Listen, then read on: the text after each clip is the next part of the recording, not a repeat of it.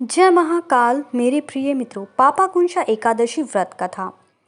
अर्जुन कहने लगे कि हे जगदीश्वर, मैंने अश्विन कृष्ण एकादशी अर्थात इंदिरा एकादशी का सविस्तार वर्णन सुना। अब आप कृपया करके मुझे अश्विन क्वार माह के शुक्ल पक्ष की एकादशी के विषय में भी बतलाइए। इस एकादशी का क्या नाम है तथा इसके व्रत का क्या विधान है? इसका व्रत करने से किस फल की प्राप्ति होती है?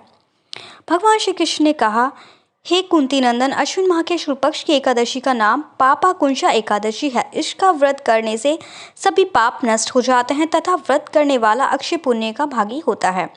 अश्विन शुक्ल एकादशी के दिन इच्छित फल की प्राप्ति के लिए भगवान विष्णु का पूजन करना चाहिए।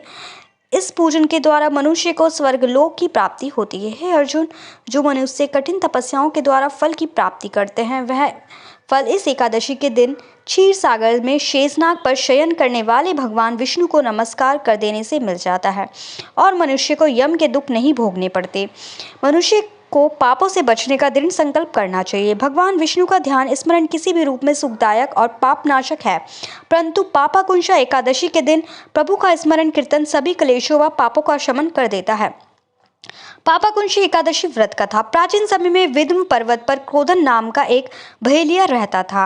वह बड़ा क्रूर था। उसका सारा जीवन हिंसा, लूटपाट, मद्यपान और गलत संगति पाप कर्मों में बीता। जब उसका अंतिम समय आया तब यमराज के दूत बहेलिये को लेने आए और यमदूत ने बहेलिये से कहा कि कल तुम्हारे जीवन का अंतिम दिन है, हम तुम्हें कल लेने आएंगे।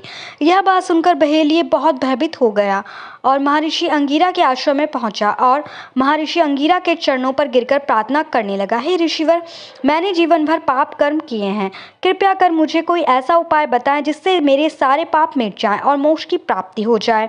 उसके निवेदन पर महर्षि अंगिरा ने उसे अश्विन शुक्ल की पापाकुंशा एकादशी का विधि पूर्वक व्रत करके को कहा।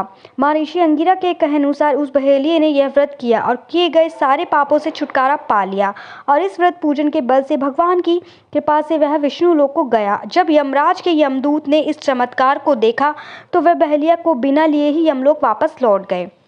कृपया करके मेरे चैनल को लाइक सब्सक्राइब करना बिल्कुल ना भूलें और कमेंट बॉक्स में एक बार जय महाकाल जरूर लिख दें।